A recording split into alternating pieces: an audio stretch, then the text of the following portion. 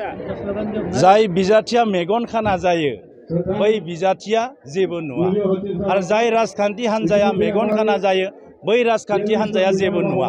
दिनै बिश्वजित दैमारिया मेगन खाना मानोना बे तामुलपुरावनो गैया।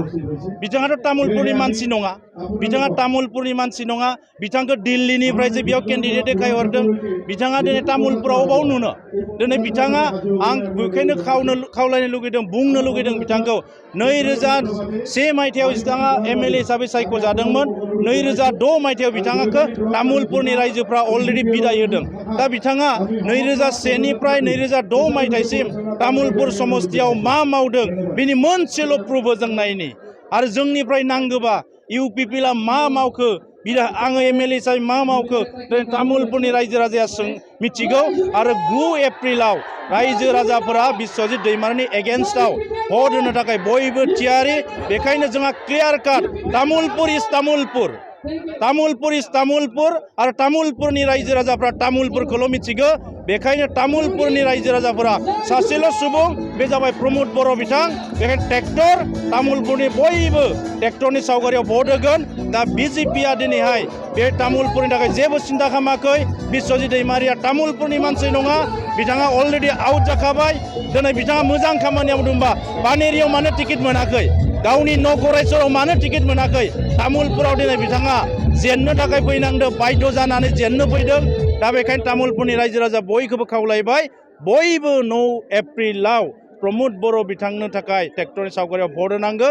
आरो बिजेपिनि बे थगायनाय जि बाथ्राफोर, बे बाथ्राफ्राव जोंहा थांनांगौ फासिनांगौ बाथ्रा गैया। जों दिनै तामुलपुरखौ मोजां मोनो आरो तामुलपुरनि मोजां मोननायनि थाखायनो इउपिपिएलनो भट होनांगौ। आं बेखिनि खावलायबाय। जोंनि बयनिबो प्रिय, बयनिबो अनजाथाव तामुलपुरनि बिजाथि प्रमोद बर' बिथांनि दिनैहाय जोङो इउपिपिएलनिफ्राय मोनसे रेलि लादों।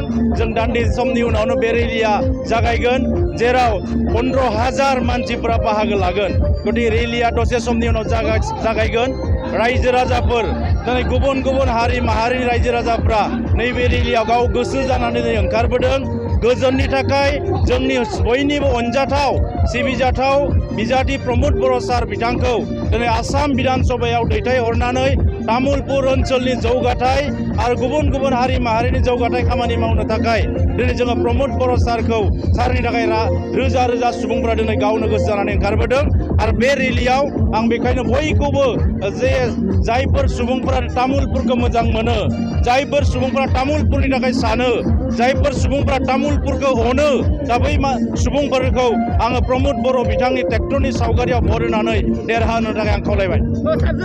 गुबुन गुबुन हारिनि रायजो राजाफोर गाव गोसो जानानै फैदों आरो जोबोर मोनसे रंजादों जों दिनैहाय। मानोना 9 एप्रिलनि जि बिसायख'थि, बेवहाय हाजार हाजार भटजों प्रमोद बर' सारा देरहानो थांगासिनो दङ। गुबुन गुबुन हारि हारिसाफ्रा बयबो दिनै बिथांखौ बोर सानस्रिदों, बिथांनि थाखाय ओंखारबोदों। दिनै जोंनि सिभिल ससाइटिफोर, फरायसा आफादफोर, दिनै गुबुन गुबुन, दिनै एक्स आर्मियानो होन, दिनै फार्मारानो होन, दिनै बिजनेसमेनानो होन, दिनै टिचारानो होन, दिनै रिलिजियास ग्रुपआनो होन, बयबो दिनै प्रमोद बर' सारखौ अनदों आरो बिथांनि थाखाय ओंखारबोदों। आरो बेखायनो जोङो जिहेतु देरहाखाबाय, देरहाखांनायनि उनाव जों रायजो राजाफोरनि खामानि मावनो ओंखारबोदों। दा बेखायनो दिनैनि मोनसे रंजानाय फोरबो जोंनि थाखाय बे नट अनलि रेलि, बियो जाबाय तामुलपुर रायजो राजानि मोनसे रंजानाय आगु बैसागु होननानै आं बुंनो नागिरदों। जि खालिनिफ्राय प्रमोद बर' सारनि थाखाय तामुलपुरनि आरो जोंनि पार्टिया डिसिसन लादों जे इउपिपिएलनि बिजाथिया तामुलपुराव प्रमोद बर' सारा जागोन, बै डिक्लारेसननि उननिफ्राय आरो डिक्लारेसननि सिगांनिफ्रायनो आंहा जिहेतु नलेजाव दंखायो।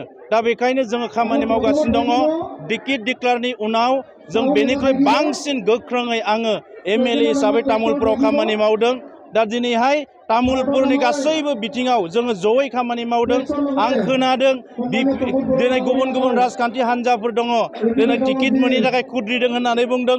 बियो नंखाय, खुनु खुद्रिनाय गैया। प्रमोद बर'आ तामुलपुरनि रायजोनि थाखाय जों बिथांखौ बिजाथि हिसाबै दैखांदों।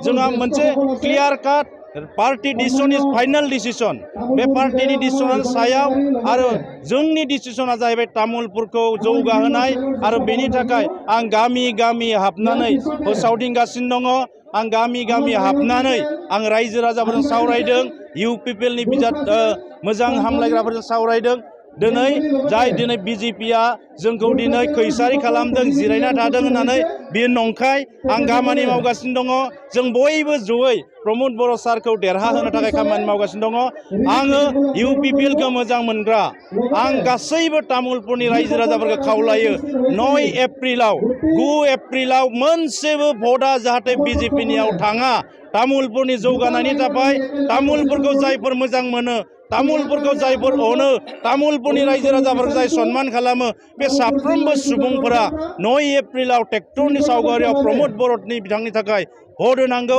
आं बेखौ खावलायदों आरो जोङो अलरेडि क्लियार दिनै आङो ससियेल मिडियायाव एक्टिभ जायाखै खिन्थु आङो गासैबो केम्पेइनाव एक्टिभै दङ रायजो राजा नोंथांमोन एसे तामुलपुरनि एमएलए हिसाबै आं तामुलपुरनि साफ्रोमबो सुबुंफोरखौ तामुलपुरनि गासैबो रायजो राजाफोरखौ प्रमद बर' बिथांनो 9 एप्रिलाव आं ट्रेक्टरनि सावगारियाव भट होनो थाखाय आंनिफ्राय आङो गुरै खावलायहरदों।